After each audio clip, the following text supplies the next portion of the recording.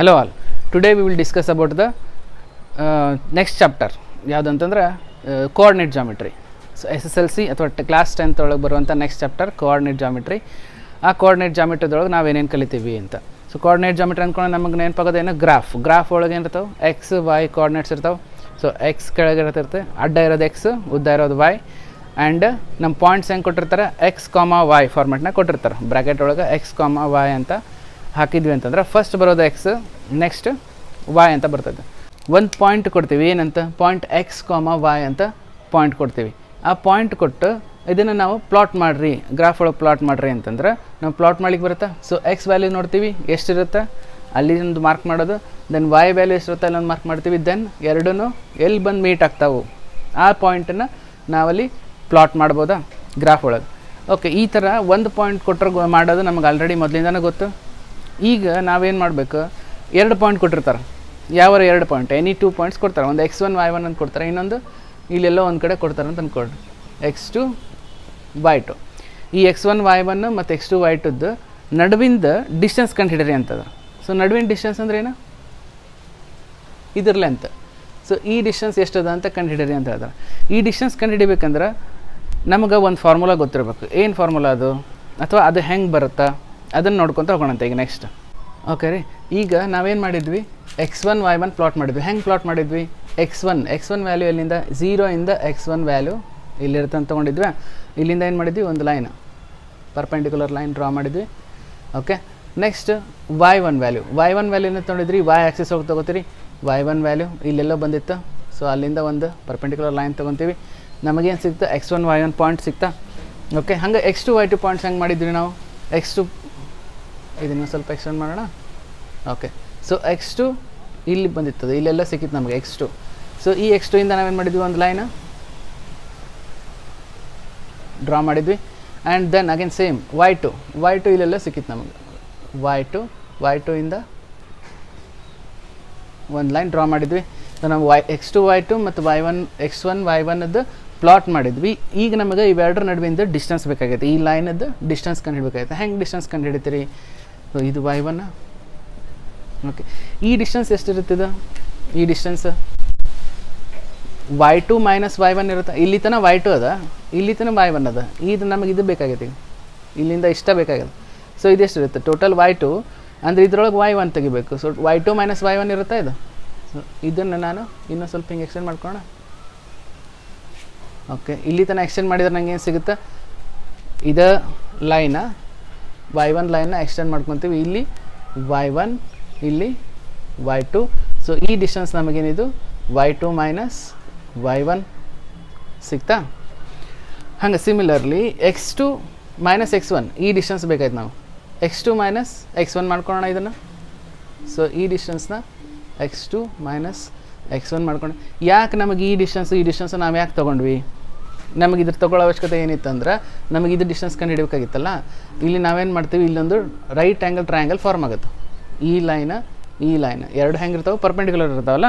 So ಇಲ್ಲೇನಾಗುತ್ತೆ, ಒಂದು right angle triangle form ಆಗುತ್ತೆ. ಇದು ಮತ್ತು ಇದು ಗೊತ್ತು ಅಂದರೆ ಇದೇನು ನಾವು ಬೇಸ್ ಅಂತ ತಗೋತೀವಿ, ಹೌದಿಲ್ಲ. ಸೊ ಬೇಸ್ ಮತ್ತು ಹೈಟ್ ಗೊತ್ತಾಯ್ತಂದ್ರೆ ನಾವು ಹೈಪೋಟ್ನೆಸ್ ಕಂಡುಹಿಡಿಬೋದಾ, ಹೈಪೋಟ್ನೆಸ್ ಡಿಸ್ಟೆನ್ಸ್ ಕಂಡುಹಿಡಿಬೋದಾ. ಹೆಂಗೆ ಕಂಡುಹಿಡಿತೀರಿ, ಪೈಥಾಗೊರಸ್ ಥಿಯರಮ್. ಏನಂತ ಪೈಥಾಗೊರಸ್ ಥಿಯರಮ್ ಏನು, ಇದು ಯಾವುದು, hypotenuse square equal to height square plus base square. Hypotenuse square equal to height square plus base square ಮಾಡ್ಕೋತೀವಿ. ಸೊ ಹೈಟ್ ಸ್ಕ್ವೇರ್ ಏನಿದೆ, y2 ಮೈನಸ್ y1 ಅದ, ಇದು height. So that is y2 minus y1 plus y1 square height square plus base ಏನು x2 minus x1 whole square, ಕರೆಕ್ಟಾ. So ಈಗ ಇದೇನಿದು ಹೈಪೋಟ್ನೆಸ್ square ಅಂದರೆ ಇಲ್ಲಿಂದ ಈ ಡಿಸ್ಟೆನ್ಸ್ ಎ ಬಿ ಅಂತ ಅಂದ್ಕೊಳ್ಳೋಣ. ನಮ್ಗೆ ಇದಕ್ಕೆ ಒಂದು ಪಾಯಿಂಟ್ ಎ ಪಾಯಿಂಟ್ ಬಿ ಅಂದ್ರೆ ನಮಗೆ ಈಸಿ ಆಗುತ್ತೆ. ಇದು ಎ ಬಿ ಸ್ಕ್ವೇರ್ ಅಂತ ಮಾಡ್ಕೊಳಕ್ಕೆ ಬರುತ್ತಾ, ರೈಟ್. ಈಗ ನಮಗೇನು ಬೇಕಾಗಿದೆ, ಈ ಡಿಸ್ಟೆನ್ಸ್ ಬೇಕಾಗಿದೆ, ಎ ಬಿ ಬೇಕು. ಎ ಬಿ ಸ್ಕ್ವೇರ್ ಬೇಡ ನಮ್ಗೆ, ಎ ಬಿ ಬೇಕಂದ್ರೆ ಏನು ಮಾಡ್ತೀರಿ, ರೂಟ್ ಹಾಕ್ಕೋತೀರಿ. ರೂಟ್ ಒಳಗೆ y2 minus y1 whole square plus x2 minus x1 whole square. ಅಥವಾ ನಾ ಇದನ್ನು ಹಿಂಗೆ ಉಲ್ಟಾ ಬರಿಬೋದಲ್ಲ ನೀಟಾಗಿ. ನಮ್ಗೆ ಫಸ್ಟ್ ಎಕ್ಸ್ ಆಮೇಲೆ y ಬರಲಿ, ನನಗೆ ನೆನಪಿಟ್ಕೊಳ್ಳೋಕೆ ಈಸಿ ಆಗುತ್ತೆ ಅಂತಂದ್ರೆ ನಾವು ಹೆಂಗೆ ಬರಿಬೋದು ಇದನ್ನು, A B equal to under root x2 minus x1 whole square plus y2 minus y1 whole square ಅಂತ ಬರಿಬೋದು. So this is the your distance formula. 2 point ಕೊಟ್ರಿ, 2 ಪಾಯಿಂಟ್ ಕೊಟ್ಟಿದ್ದು ಕೋಆರ್ಡಿನೇಟ್ಸ್ ಕೊಟ್ರ ಅಂದ್ರೆ ನಾವು ಇದನ್ನ ಏನು ಮಾಡ್ಬೋದು, ಒಂದು x1 y1 ಅಂತ ತಗೋತೀರಿ, ಒಂದು x2 y2 ಅಂತ ತೊಗೋತೀರಿ. ಯಾವ್ದು x1 y1 ಯಾವ್ದು x2 y2 ತೊಗೋಬೇಕಂತ ಗೊತ್ತಿಲ್ಲ ಅಂತಂದ್ರೆ ಯಾವುದು ಬೇಕಾದರೂ ತೊಗೋಬೋದು. ನಾವು ಇದನ್ನು ನಾ x1 y1 ಅಂತ ತೊಗೋಬೋದು, ಇದನ್ನು x2 y2 ಅಂತ ತೊಗೋಬೋದು. ಅದೇನು ಡಿಫ್ರೆನ್ಸ್ ಆಗಿಲ್ಲ. ಯಾಕೆ ಇಲ್ಲಿ x1 ಇದು x2 ಅಂತ ತೊಗೊಂಡ್ವಿ ಅಂದ್ರೆ ಇದು ಮೈನಸ್ ಆಗ್ತದೆ. ಮೈನಸ್ದು ಸ್ಕ್ವೇರ್ ಮಾಡ್ತೀವಲ್ಲ ನಾವು, ಮೈನಸ್ ಸ್ಕ್ವೇರ್ ಅಗೇನ್ ಪ್ಲಸ್ ಬರ್ತದೆ. ಕರೆಕ್ಟಾ? ಓಕೆ. ಈಗ ಯಾವ್ದಾರ 2 ಪಾಯಿಂಟ್ ಕೊಟ್ಟು ನಡುವಿನ ಡಿಸ್ಟೆನ್ಸ್ ಕಂಡಿದ್ರೆ ಅಂದ್ರೆ ನಮಗೆ ಈ ಫಾರ್ಮುಲಾ ಹಾಕ್ಬೇಕಂತ ಗೊತ್ತದ. ಒಂದು ಎಕ್ಸಾಂಪಲ್ ನೋಡೋಣ ಅಂತ.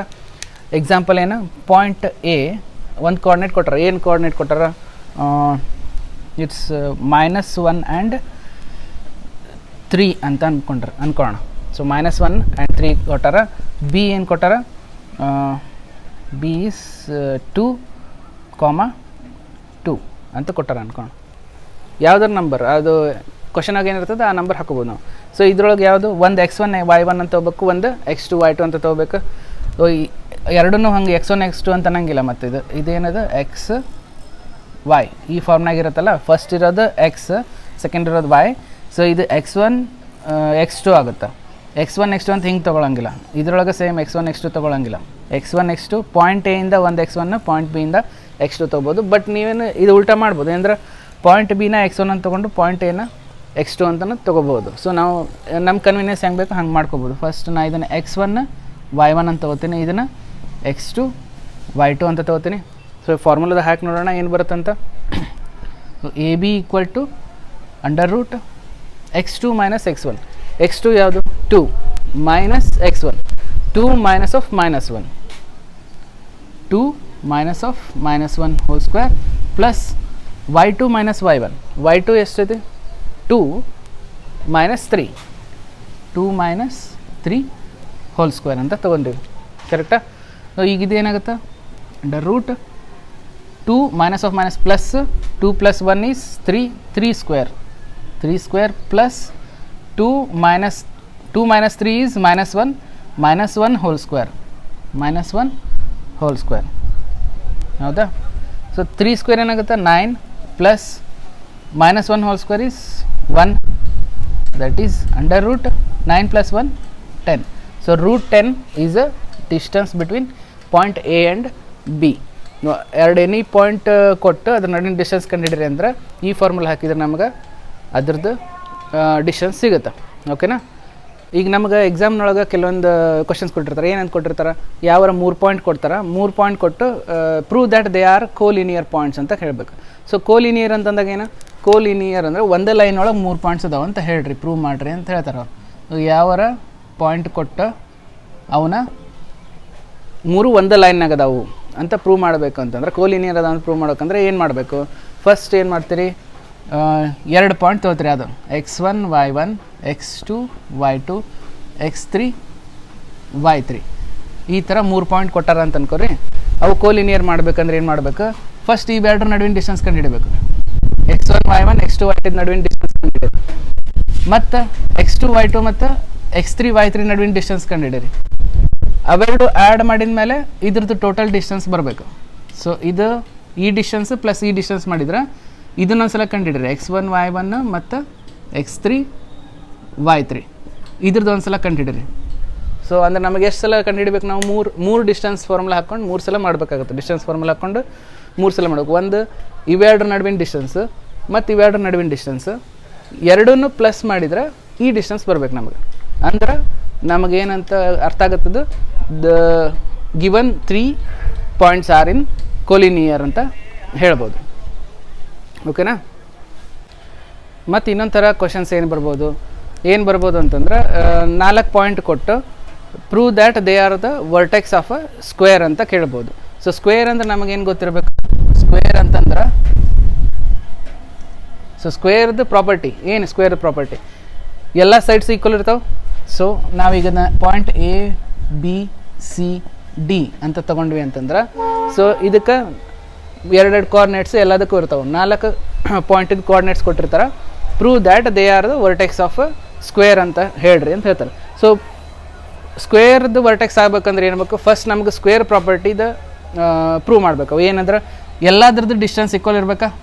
ಸೊ ಎಲ್ಲ ಸೈಡ್ದು ಡಿಸ್ಟೆನ್ಸ್ ಈಕ್ವಲ್ ಇರಬೇಕು. ಅಂದ್ರೆ ನೀವು ಎ ಸಿದು ನಡುವಿನ ಡಿಸ್ಟೆನ್ಸ್ ಕಂಡು ಹಿಡಿದ್ರಿ ಅಂದ್ರೆ ಮತ್ತು ಎ ಬಿ ಇದ್ದು ಬಿ ಡಿ ಇದ್ದು ಸಿ ಡಿ, ಸೊ ಎಲ್ಲ ಡಿಸ್ಟೆನ್ಸು ಈಕ್ವಲ್ ಬರಬೇಕು. ಅದ್ರ ಜೊತೆಗೆ ಇನ್ನೊಂದು ಏನಾಗಬೇಕು, ಸ್ಕ್ವೇರ್ ಆಗಬೇಕಂತಂದ್ರೆ ಆ ಸ್ಕ್ವೇರ್ದೊಳಗೆ ಡಯಾಗ್ನಲ್ಸ್ ಹೆಂಗಿರ್ತಾವೆ, ಅವೆರಡ್ದು ಡಯಾಗ್ನಲ್ಸದ್ದು ಡಿಸ್ಟೆನ್ಸ್ ಈಕ್ವಲ್ ಇರಬೇಕು. ಸೊ ಎ ಡಿ ಮತ್ತು ಸಿ ಬಿನೂ ಕಂಡು ಹಿಡಿಬೇಕು. ಎ ಡಿ ಮತ್ತು ಸಿ ಬಿದು ಡಿಸ್ಟೆನ್ಸ್ ಕಂಡು ಹಿಡಿದು ಅವು ಎರಡು ಈಕ್ವಲ್ ಅದ ಅಂತಂದ್ರೆ ನಮಗೆ ಕೊಟ್ಟಿರುವಂಥ 4 points they are the vertex of square, vertices of square ಅಂತ ಹೇಳ್ಬೋದು. ಎಕ್ಸಾಂಪಲ್ ಈಗ ನಾವು ಏನೇನು ಕಂಡು ಹಿಡಿಬೇಕಂತಂದ್ರೆ ಎ ಬಿ ಡಿಸ್ಟೆನ್ಸ್ ಕಂಡು ಹಿಡಿಬೇಕು, next A C distance, B D distance and D C distance ಕಂಡು ಹಿಡಬೇಕು. 1 2 3 4 ಸಲ. ಸೊ 4 ಡಿಸ್ಟೆನ್ಸಸ್ ಕಂಡು ಹಿಡಬೇಕು. ಇವೆಲ್ಲ ಏನು ಬರ್ಬೇಕು, ನಮಗೆ ಇವು ಈಕ್ವಲ್ ಇರಬೇಕು, ಈಕ್ವಲ್ ಬರಬೇಕು. ಮತ್ತು ಇದ್ರ ಜೊತೆಗೆ ಡಯಾಗ್ನಲ್ಸ್ ಇದ್ದದ್ದು ಕಂಡು ಹಿಡಬೇಕು. ಡಯಾಗ್ನಲ್ಸ್ ಯಾವುದು, A D and B C. So ಡಯಾಗ್ನಲ್ಸ್ದು ಅವು ಎರಡು ಈಕ್ವಲ್ ಬರಬೇಕು, ಇದಕ್ಕೆ ಇದು ಈಕ್ವಲ್ ಬರಬೇಕು. ಇವು 4 ಒಂದಕ್ಕೊಂದು ಈಕ್ವಲ್ ಇರಬೇಕು.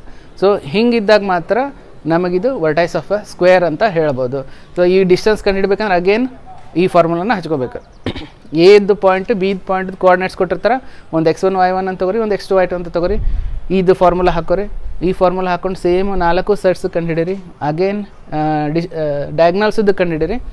ಇವಿಷ್ಟು ಸ್ಯಾಟಿಸ್ಫೈ ಆಯಿತು ಅಂತಂದ್ರೆ then they are the vertices of square ಅಂತ ಹೇಳ್ಬೋದು. ರೆಕ್ಟ್ಯಾಂಗಲ್ಗೂ ಸೇಮ್. ರೆಕ್ಟ್ಯಾಂಗಲ್ ಅಂದರೆ ಏನು ಮಾಡ್ಬೇಕು, ರೆಕ್ಟ್ಯಾಂಗಲ್ ಅಂದರೆ ಹೆಂಗಿರುತ್ತೆ, ಎರಡು ಸೈಡ್ ಈಕ್ವಲ್ ಇರ್ತಾವೆ. ಎ ಬಿ ಸಿ ಡಿ ಅಂತ ಅಂದ್ಕೊಂಡ್ವಿ ಅಂದ್ರೆ ಇವೆರಡು ಸೈಡ್ ಈಕ್ವಲ್ ಇರಬೇಕು. ಇವೆರಡು ಸೈಡ್ ಅಪೋಸಿಟ್ ಸೈಡ್ಸ್ ಈಕ್ವಲ್ ಇರಬೇಕು ಆ್ಯಂಡ್ ಡಯಾಗ್ನಲ್ಸ್ ಈಕ್ವಲ್ ಇರಬೇಕು. ಇದನ್ನು ಪ್ರೂವ್ ಮಾಡ್ಬೇಕಂದ್ರೆ ಹೆಂಗೆ ಮಾಡ್ಬೇಕು, first A B equal to C D ಮಾಡ್ತೀರಿ, ಆಮೇಲೆ A C equal to B D ಕಂಡು ಹಿಡ್ತೀರಿ, then C B equal to A D. ಈ 3 ಕಂಡೀಷನ್ಸ್ ಸ್ಯಾಟಿಸ್ಫೈ ಆಗಬೇಕು. ಇದ್ರ distance A B distance equal to C D distance ಆಗಬೇಕು, A C distance equal to B D distance ಆಗಬೇಕು, then C B distance equal to A D distance ಆಗಬೇಕು. ಅಂದರೆ ನಾವು rectangle ಕೊಟ್ಟಿರೋಂಥ 4 points ರೆಕ್ಟ್ಯಾಂಗಲ್ದು ಅಂತನ prove ಮಾಡ್ಬೋದು. Okay ಈಗ ಸ್ಕ್ವೇರ್ ಆಯಿತು, rectangle ಆಯಿತು. ಮತ್ತೇನು ಕೇಳ್ಬೋದು ಅವರು, ಇದು ಕೊಲಿನಿಯರ್ ಆಯಿತು, ಡಿಸ್ಟೆನ್ಸ್ ಕೇಳ್ಬೋದು. ಏನು ಡಿಸ್ಟೆನ್ಸ್ ಫ್ರಮ್ ಎಕ್ಸ್ ಆ್ಯಕ್ಸಿಸ್ ಅಂತ ಕೇಳ್ಬೋದು. ಸೊ ಆ ಪಾಯಿಂಟ್ ಯಾವುದಾರ ಒಂದು ಪಾಯಿಂಟ್ ಕೊಟ್ಟು, ಈಗ ಫಾರ್ ಎಕ್ಸಾಂಪಲ್ 0 0 ಅಂದರೆ ಎಲ್ಲಿಂದ ಇಲ್ಲಿಂದ ಈ ಒರಿಜಿನಿಂದ 2 ಪಾಯಿಂಟ್ಸ್ ಡಿಸ್ಟೆನ್ಸ್ ಅದಾವೆ ಅಂತ ಚೆಕ್ ಮಾಡಿರಿ, ಪ್ರೂವ್ ಮಾಡಿರಿ ಅಂತಂದಾಗ ಏನು ಮಾಡ್ತೀರಿ, ಈ ಎರಡರ ನಡುವಿಂದ ಡಿಸ್ಟೆನ್ಸ್ ಕಂಡು ಹಿಡ್ತೀರಿ. 0 0 ಮತ್ತು ಇದ್ರ ನಡುವೆ ಮತ್ತು ಈ ಎರಡರ ನಡುವಿನ ಡಿಸ್ಟೆನ್ಸ್ ಕಂಡು ಹಿಡಿತೀರಿ. 2 ಈಕ್ವಲ್ ಬಂದು ಅಂದ್ರೆ ಡಿಸ್ಟೆನ್ಸ್ ಅವ ಅಂತ ಅನ್ಕೋತೀರಿ. ಇಲ್ಲ ಅಂತಂದ್ರೆ they are not distance, 2 distance equal ಇಲ್ಲ ಅಂತ ಹೇಳ್ತೀವಿ. ದೆನ್ ಮತ್ತೇನು ಕೇಳ್ಬೋದು, ಟ್ರಯಾಂಗಲ್ ಕೇಳ್ಬೋದು. ಟ್ರಯಾಂಗಲ್ ಥರ ಟ್ರಯಾಂಗಲ್ದೊಳಗೆ ಏನೇನು ಬರ್ತಾವೆ, ಐಸೋಸೆಲಸ್ ಕೇಳ್ಬೋದು. ಎ ಬಿ ಸಿ 3 ಪಾಯಿಂಟ್ ಕೊಡ್ತಾರೆ, ಐಸೋಸೆಲಸ್ ಪ್ರೂವ್ ಮಾಡಿರಿ ಅಂತಾರೆ. They are the vertices of isosceles triangle ಅಂತಾರೆ. ಐಸೋಸೆಲಸ್ ಅಂದರೆ ಏನು ಮಾಡಬೇಕು, 2 ಈಕ್ವಲ್ ಇರಬೇಕು. Any 2 sides should be equal. ಅದನ್ನು ಪ್ರೂವ್ ಮಾಡ್ತೀರಿ. ಇಲ್ಲ ಅಂತಂದ್ರೆ ಇದು ಈಕ್ವಿಲ್ಯಾಟ್ರಲ್ ಟ್ರಯಾಂಗಲ್ ಅಂದರೆ ಏನು ಮಾಡ್ಬೇಕು, ಅದಕ್ಕೆ 3 ಸೈಡ್ಸ್ ಈಕ್ವಲ್ ಇರಬೇಕು. ಸೊ 3 ಡಿಸ್ಟೆನ್ಸ್ ನೋಡ್ತೀರಿ, A B A C B C 3 check ಮಾಡ್ತೀರಿ. 3 ಈಕ್ವಲ್ ಇದ್ದು ಅಂದ್ರೆ ಈಕ್ವಿಲ್ಯಾಟ್ರಲ್, ಇಲ್ಲ 2 ಈಕ್ವಲ್ ಅಂತಂದ್ರೆ ಐಸೋಸೆಲಸ್ ಅಂತ ಪ್ರೂವ್ ಮಾಡ್ತೀರಿ. ಡಿಸ್ಟೆನ್ಸ್ ಅಂದ್ರೆ ಕೊಟ್ಟಿರೋಂಥ ಪಾಯಿಂಟು ಮತ್ತು ಇನ್ನು 2 ನಡುವಿನ ಡಿಸ್ಟೆನ್ಸ್ ಫೈಂಡ್ ಔಟ್ ಮಾಡಿ ಈಕ್ವಲ್ ಅದಾವನ್ನ ಚೆಕ್ ಮಾಡೋದು. ಟ್ರಯಾಂಗಲ್ ಅಂದ್ರೆ ಹಿಂಗೆ ಮಾಡಬೇಕು. ರೆಕ್ಟ್ಯಾಂಗಲ್ ಸ್ಕ್ವೇರ್ ಅಂದ್ರೆ ಈ ಥರ ಮಾಡ್ಬೋದು. ಇನ್ನೂ ಬೇರೆ ಥರ ಯಾವುದಾದ್ರು ಇತ್ತಂದ್ರೂ ನಾವು ನೆಕ್ಸ್ಟ್ ಎಕ್ಸಸೈಸ್ ಸಾಲ್ವ್ ಮಾಡ್ತೀವಲ್ಲ ಆ ವೀಡಿಯೋಸ್ದೊಳಗೆ ಡೀಟೇಲಾಗಿ ಗೊತ್ತಾಗುತ್ತೆ. ಓಕೆ, ಸೊ ಈಗ ಫಸ್ಟ್ ಪಾರ್ಟ್ ಒಳಗೆ ಏನು ಫೈಂಡ್ ಔಟ್ ಮಾಡಿದ್ವಿ ನಾವು, ಡಿಸ್ಟೆನ್ಸ್ ಬಿಟ್ವೀನ್ 2 ಗಿವನ್ ಕೋಆರ್ಡಿನೇಟ್ಸ್ ಹೆಂಗೆ ಫೈಂಡ್ ಔಟ್ ಮಾಡ್ಬೋದು ಅಂತ ಈ ಫಾರ್ಮುಲಾ ಹಾಕ್ಕೊಂಡು ಯೂಸ್ ಮಾಡಿಕೊಂಡು ನಾವು ಕಂಡು ಹಿಡಿದ್ವಿ ಇಷ್ಟೊತ್ತನ. ಓಕೆ, ಸೊ ನಿಮ್ಗೆ ಅರ್ಥ ಆಗಿದೆ ಅನ್ಕೋತೀನಿ. ಅರ್ಥ ಆಗಿಲ್ಲ ಅಂತಂದ್ರೂ ಇನ್ನೊಂದು ಸರಿ ರಿಪೀಟ್ ಮಾಡ್ಕೊಂಡು ನೋಡಿರಿ. ನೆಕ್ಸ್ಟ್ ವೀಡಿಯೋದೊಳಗೆ ನಾವು ಸೆಕ್ಷನ್ ಫಾರ್ಮುಲಾ ಬಗ್ಗೆ ಡಿಸ್ಕಸ್ ಮಾಡೋಣ. ಓಕೆ.